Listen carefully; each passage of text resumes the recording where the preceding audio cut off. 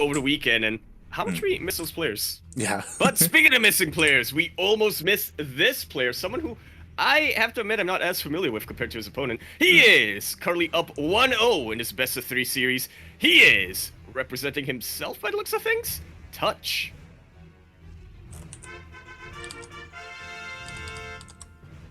And spawning in the bottom right-hand corner, sorry, bottom left, we have representing his team, Naive Dream World, and I guess Clan Rush, it is AresRush. You're not gonna get me to say that second part of Touch's name. I'm sorry, Light. I could tell you were waiting for me, but I wasn't gonna say that. Makes his opponents go uwu. I mean, oh god. Is that better or worse than making your opponents go uh-oh? Uh-oh. Regardless, I'm impressed. We need Touch versus Oreo. As you were saying, we have never casted Touch before. I see a bunch of, regulars or viewers of this region in the chat. Maybe you can inform us a little bit about these players, because yeah, I'm honestly really impressed that he's already up 1-0 in the series. Yeah, please enlighten us if you have any of that information available. Ares is somebody who we've seen every now and then in these Taiwanese events. He is, of course, on Clan Rush, or was on Clan Rush for the longest time. One of their big names. And he's very much one of the few Terran players from the Taiwan region, which I think is why I, in particular, took notice of him. Yeah, there are a few of them, but they do stand out as well. Like I know you didn't cast it, but I think I casted with Alex, the TvT between Expect and Naxin, and it was, I watched that. Yep. It was insane. It was crazy. Is that the one where both players base traded and then? Yep. Of course, from last year's close qualifiers, or was it the B stream? One or the other. It was B stream. It was the main event. Main. But yeah, it was really exciting to see. So I'm really curious as to how these other guys are going to shape up. Unfortunately, we don't see too many of them. Ooh, already Touch opening up with a very cheeky build going for Marauders. But he didn't proxy them, which I think is the interesting choice here, to say the least. Normally when you see a Marauder rush like this, the barracks is typically proxied just to get into your opponent's side and map a lot quicker. It doesn't take much to prepare against something like this, but Ares doesn't have much to begin with. Yeah, I mean, it's really important that Ares scouted this, right? Because it wasn't proxy, that's what we were talking about. Like, Ares, he already knows what's coming his way. Oh, and now it's confirmed that he will lose this Reaper, especially since Concussive Shell did already finish. Yeah, what limited map control Ares had at the start of this game is now forfeit. But we'll see how much damage Touch is able to do here. Again, a Marauder soon is going to be two. I was going to say 2 Marauders and Marine, but that was just 2 Marauders. I don't see this doing too much against Orbital Command. Yeah, like Marauders, they can do a lot when it comes to, especially if there was like a Hellion opener. Like Hellions do nothing against Marauders. But as we see, Ares didn't go for that at all. He went straight into Marines after his first Reaper. Cyclone's on the way. Like, he's perfectly fine. Wasn't even forced to lift up his natural. He wasn't, yeah. Was able to continue producing SCVs out of it. I think he used the Mule in the main base when it finished up. But it's all these little bits of, these little advantages that you can try to get early on that in a mirror matchup can really start to snowball. Yeah, definitely. So Touch is off to a really rough start. He had a later CC, later Orbital. His tech hasn't done anything. Thankfully, he didn't throw away his Marauders. Like, he's kept them alive, so there's still potential for them to really come into play later on. We just have to wait, because he is going very bio-heavy with this hidden 3 racks. Oh, yeah. In the factory now, so he wants to transition to later stages of the game, but I'm just looking at that +1 continue to progress. Eventually he's going to finish up, and Touch, he's going to go. Yeah. Touch and go, if you will. And honestly, I was doing the thonking emoji right now. Like, I was like, Cyclone drop? Okay, we'll see what this can get done. It looks like he may get 1 deeper. Sim is finished, so he has to be careful, but the Marines are kind of just chilling in the natural. Oh, they want to try and catch the medevac, I guess? Oh, probably. Mirage are on the low ground right now. I was really worried for a second that Touch might have been trying to move across the map.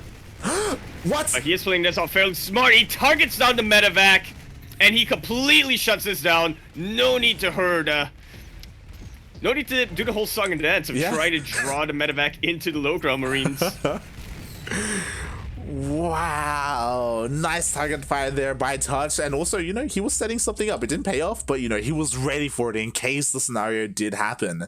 And Ares, yeah, and he just kind of threw away his cyclones there. Got a depot, got a missile turret, but yeah, it was not worth it. Touch is.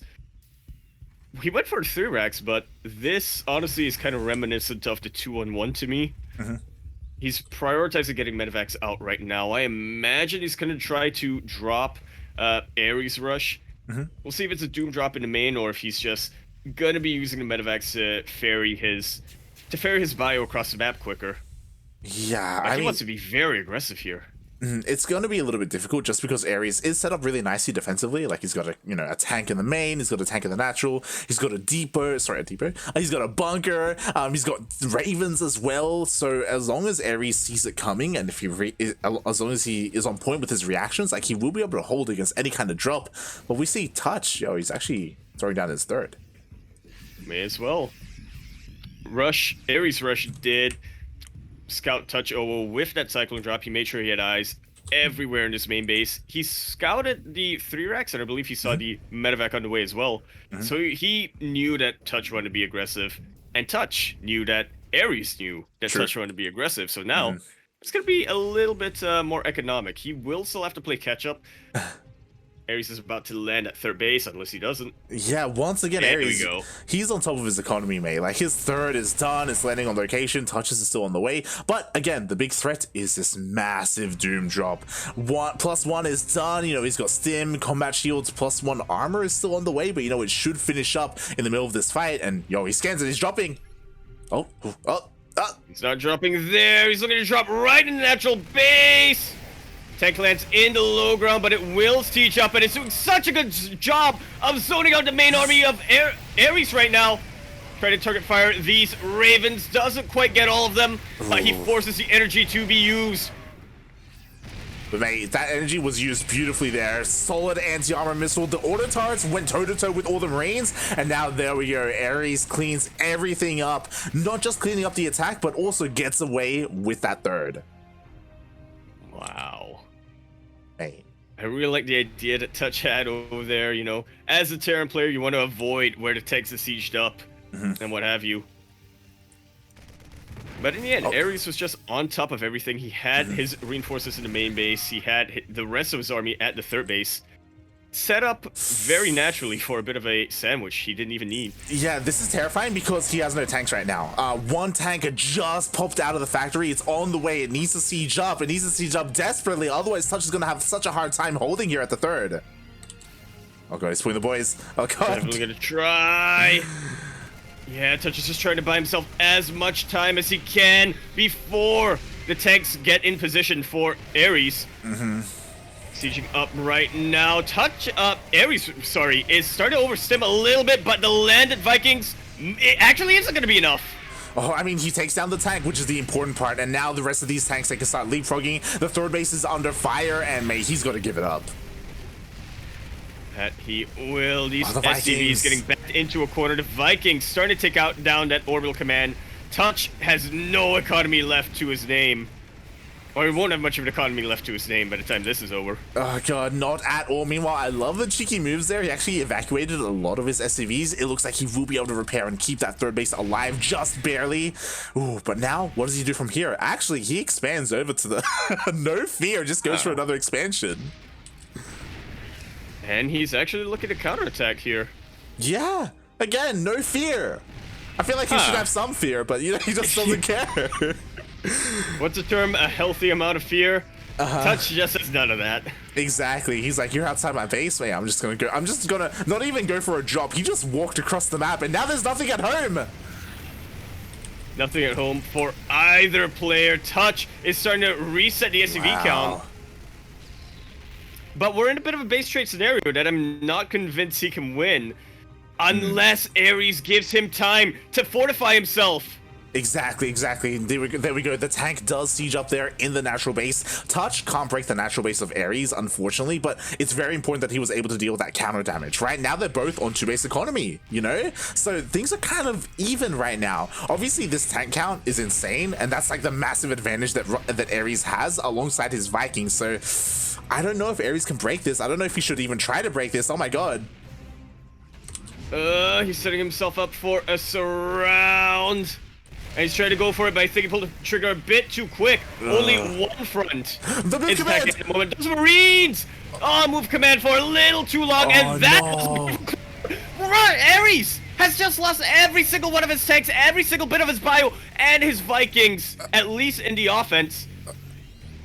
Mate, the Ares just fell apart there. I don't know if you saw what happened. So one, the Marines move commanded into touch, and he totally could have taken that fight. The other, he picked up like an entire medevac full of Marines to drop into the main to like push up, and he never dropped them, like because he got distracted. Like he was just kind of panicking a little bit, and Touch defended on both fronts. He defended so beautifully too, but here come the reinforcements, and Touch is not fortified yet, at least not in this position. A couple of his SCVs are in the back line. He will have to lift up this CC again, and it looks like he may lose. No, he doesn't lose it yet. Yeah, exactly. I thought that those Marines were going to stim forward and focus down that CC, but the CC just barely manages to escape. Meanwhile, a massive Dune drop into the main base, and Touch cannot stop this. Oh god, oh god. He cannot. He's pulling the boys, and he's coming in from a couple of angles right now. Can he stop this? Not without losing every single one of his SCVs. He can.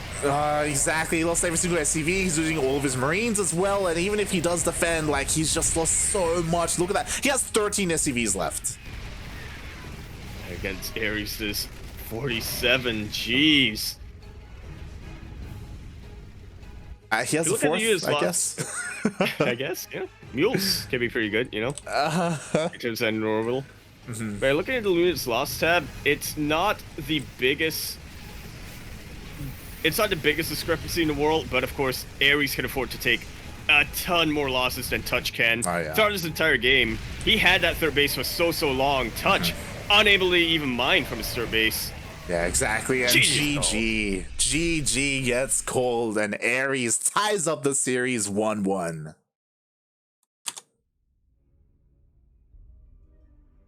Nicely done. We're going to be going into our ace match. And already, I haven't managed to see much of Touch, but in that one game, I feel like I'm starting to get a bit of an understanding of how he likes to play, and I gotta say, I'm impressed. I was impressed with the score at this when we jumped into the series. You know, he already took a game off of Ares, but now looking at the plays that he made, how he was able to break out of a lot of these sieges, the positioning, right, and how he surrounds the tanks. That's something I think not many Terran players really focus on or worry about. Yeah, exactly. Honestly, I do think that he was like playing better. Like I was very impressed. I was very impressed with his army control, his unit control especially. Like it was insane. Every single time he would engage. And I absolutely agree with you there. I was going to say something along the lines of, well, I think his unit control is definitely better. Mechanically, they're like fairly similar, but decision making is a little bit shaky. But then again, he did make the decision to go across the map with his tanks earlier, with his basically his entire army at that point, and equalize the damage that Ares did. I feel like he's just on another level of thinking that I just can't comprehend with my brain. It's a good way of putting it. I was about to say that I feel like he works really well under pressure, you know, grace under pressure sort of thing. Now, is that because like he's able to manage it well, or is he like patience, right? Like, does he like names here? But does he like lack some self-awareness, you know? And he's like, this is fine, and I'm just gonna, you know, take these risks, and they end up paying off, right? We don't know yet. Regardless, I'm really excited. I'm very impressed. I don't know how this series is going to go. I want to see more of him, but obviously, like Ares, like he's been around for a little bit longer. You know, he's a very experienced player. He did take the first game, right? Sorry. He did just take the game. You know, due to his yeah, his macro just being solid, right? Like he was always ahead in the economy, and that was able to just push him through. And now, let's go to the ace match. Let's go. Let's determine which player goes up against Beastork. Oh boy, oh boy. I wouldn't be surprised if Beastork is watching the stream right now as well, by the way. Let's get an idea. He kind of needs to, yeah. Don't think he actually gets to practice that much against Terran players. Yeah, there's He's just not dedicated. Yeah, I mean, I'm sure he hits them on the ladder, I guess. But when it comes to tournament play, we just don't see much of it. But, hey, here we go. Here we go. One more map to determine who has to come back in a couple of days and who gets to move on to the next round in, well, not the next round is in the closed qualifiers, but the next round is in the next round in the open qualifiers, just to clarify myself. In the top right-hand corner map, spawning all the way in the top right-hand corner of Beckett Industries, LE. We have the red Terran player coming down from the land of Taiwan. He's a bit of a new face, but I gotta say, I'm getting a little bit touched by how he plays. He is touch.